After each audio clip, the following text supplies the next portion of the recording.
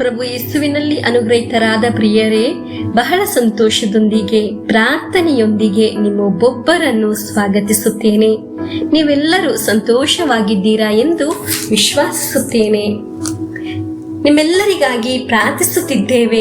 ವಿಶೇಷವಾಗಿ Kannada daily blessing ಎಂಬ ವಚನ ಶುಶ್ರೂಷೆಯಲ್ಲಿ ಕಮೆಂಟ್ನಲ್ಲಿ ಪ್ರಾರ್ಥನಾ ಸಹಾಯ ಯಾಚಿಸಿರುವ ಎಲ್ಲರ ಕೋರಿಕೆಗಳನ್ನು ಅನುಗ್ರಹ ಧ್ಯಾನ ಮಂದಿರದ ನಿಯೋಗ ಪ್ರಾರ್ಥನಾ ಪೆಟ್ಟಿಗೆಯಲ್ಲಿ ಸಮರ್ಪಿಸಿದ್ದೇವೆ.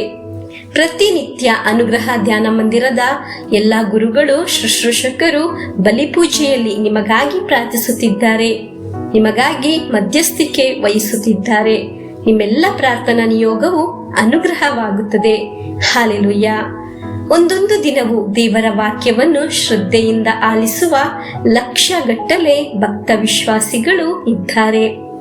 ಅವರೆಲ್ಲರನ್ನು ಕೃತಜ್ಞತೆಯಿಂದ ಪ್ರೀತಿಯಿಂದ ನೆನೆಸಿ ದೇವರ ನಾಮದಲ್ಲಿ ನಿಮಗಾಗಿ ಪ್ರಾರ್ಥಿಸುತ್ತೇನೆ. ಒಂದೊಂದು ದಿನ ದೇವರ ವಾಕ್ಯವನ್ನು ಆಲಿಸುವುದರಿಂದ ನೀವು ದೇವರ ಅನುಗ್ರಹಕ್ಕೆ ಪಾತ್ರರಾಗುತ್ತೀರಾ. ಹಾಲೆಲೂಯ. ಈ ದಿನವನ್ನು ದೇವರಿಗೆ ಸಮರ್ಪಿಸೋಣ. ನಾವು ಆಲಿಸುವ ಈ ವಾಕ್ಯ ನಮ್ಮ ಜೀವನದಲ್ಲಿ ಬಲವಾಗಿ, ಶಕ್ತಿಯಾಗಿ, ಉಳಿತಾಗಿ, ಕೃಪೆಯಾಗಿ ನಮ್ಮ ಹೃದಯವನ್ನು ಸ್ಪರ್ಶಿಸಲಿ. ಕಿವಿಯಲ್ಲಿ ಮಾತ್ರವಲ್ಲ, ಹೃದಯವನ್ನು ಸ್ಪರ್ಶಿಸಲು ಪವಿತ್ರಾತ್ಮರು ನಮಗೆ ಸಹಾಯ ಮಾಡಲಿ. ಕೇಳುವ ವಾಕ್ಯವನ್ನು ಸಂಶಯ ಮಾಡದೆ ವಿಶ್ವಾಸಿಸಲು ನಮಗೆ ಕೃಪೆ ನೀಡಲಿ. ಪವಿತ್ರಾತ್ಮರು ನಮಗೆ ಕಲಿಸಲಿ. ಈ ವಾಕ್ಯ ಆಲಿಸುವ ಕುಟುಂಬವು ಅನುಗ್ರಹವಾಗಲಿ. ಇಂದು ಆಲಿಸುವ ವಾಕ್ಯ ಯೋವಾನನ ಶುಭ ಸಂದೇಶ 15ನೇ ಅಧ್ಯಾಯ 7ನೇ ವಾಕ್ಯ. ವಾಕ್ಯವನ್ನು ಆಲಿಸೋಣ. ನೀವು ನನ್ನಲ್ಲಿಯೂ ನನ್ನ ವಾಕ್ಯವು ನಿಮ್ಮಲ್ಲಿಯೂ ನೆಲೆಗೊಂಡಿದ್ದರೆ ನೀವು ಏನು ಬೇಕಾದರೂ ಕೇಳಬಹುದು, ನಿಮಗದು ಸಿಗುವುದು. ಪ್ರಿಯರೇ, ಈ ವಾಕ್ಯವು ನಾವು ಅನೇಕ ಬಾರಿ ಕೇಳಿದ್ದೇವೆ. ನಮಗೊಂದು ಪರಿಚಯ ಇರುವ ವಾಕ್ಯವಾಗಿದೆ. ನಮ್ಮನ್ನು ಅನುಗ್ರಹದಲ್ಲಿ ನೆನೆ ನಿಲ್ಲಿಸುವುದು ದೇವರ ವಾಕ್ಯವಾಗಿದೆ. ಒಬ್ಬರು ವಾಕ್ಯದಲ್ಲಿ ನೆಲೆ ನಿಲ್ಲುವಾಗ ಆ ವ್ಯಕ್ತಿಯು, ಅವರ ಕುಟುಂಬವು ಸಂತೋಷದಲ್ಲಿ ನೆಲೆ ನಿಲ್ಲುವುದು. ನೆಲೆ ನಿಲ್ಲಲು ಪ್ರತ್ಯೇಕವಾದ ಒಂದು ಕೃಪೆ ಬೇಕು. ಇಲ್ಲದಿದ್ದರೆ ವಾಕ್ಯವನ್ನು ಕೇಳಿ ಸ್ವಲ್ಪ ಸಮಯ ಆಗುವಾಗಲೇ ಮರೆತು ಹೋಗುತ್ತದೆ. ನಮಗೆ ಬಾಕಿ ಎಲ್ಲ ಯೋಚನೆ ಇರುತ್ತದೆ, ಆದರೆ ಕೇಳಿದ ವಾಕ್ಯ ಮಾತ್ರ ನಮಗೆ ಯೋಚನೆ ಇರುವುದಿಲ್ಲ. ಅದಕ್ಕೆ ನಮಗೆ ದೇವರ ಕೃಪೆ ಬೇಕು.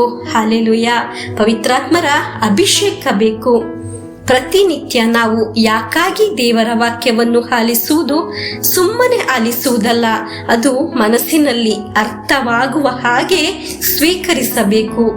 ದೇವರ ವಾಕ್ಯ ನಿಮ್ಮಲ್ಲಿ ನೆಲೆ ನಿಲ್ಲುವುದನ್ನು ಅನುಸರಿಸಿ ದೇವರು ನೀಡುವ ಅನುಗ್ರಹ ನಿಮಗೆ ನೆಲೆ ನಿಲ್ಲಲು ಪ್ರಾರಂಭಿಸುತ್ತದೆ.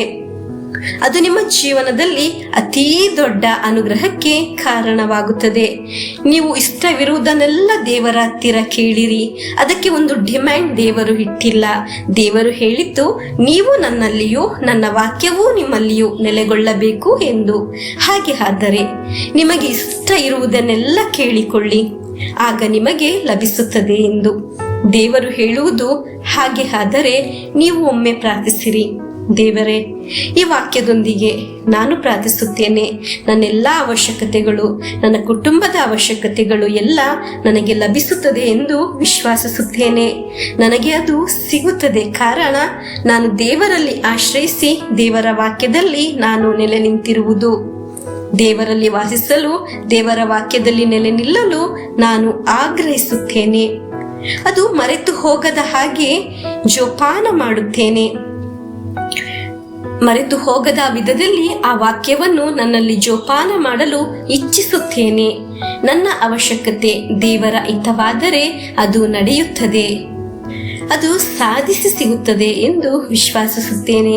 ಸಂತೋಷ, ಸಮಾಧಾನ, ಆರೋಗ್ಯ, ಬಿಡುಗಡೆ, ಸೌಖ್ಯ ಎಲ್ಲ ನಿಮಗೆ ಲಭಿಸುತ್ತದೆ. ನಿಮ್ಮ ಹಣಕಾಸಿನ ಸಮಸ್ಯೆಯಿಂದ ನೀವು ಬಿಡುಗಡೆ ಹೊಂದುತ್ತೀರಾ. ನಿಮಗೆ ನೆಮ್ಮದಿ ಲಭಿಸುತ್ತದೆ, ಒಳ್ಳೆಯ ಭವಿಷ್ಯ ಸಿಗುತ್ತದೆ. ನಿಮ್ಮ ಸಮಸ್ಯೆಗಳೆಲ್ಲ ಬಿಡುಗಡೆಯಾಗಿ ಅನುಗ್ರಹಿಸಲ್ಪಡುತ್ತೀರಾ. ಅದು ಈ ವಾಕ್ಯದಲ್ಲಿ ಸಿಗುವ ಒಂದು ಗ್ಯಾರಂಟಿ ಆಗಿದೆ. ದೇವರು ನಿಮ್ಮನ್ನು ಅನುಗ್ರಹಿಸಲಿ. ಯೇಸುವಿನ ಆಶೀರ್ವಾದವನ್ನು ಸ್ವೀಕರಿಸೋಣ.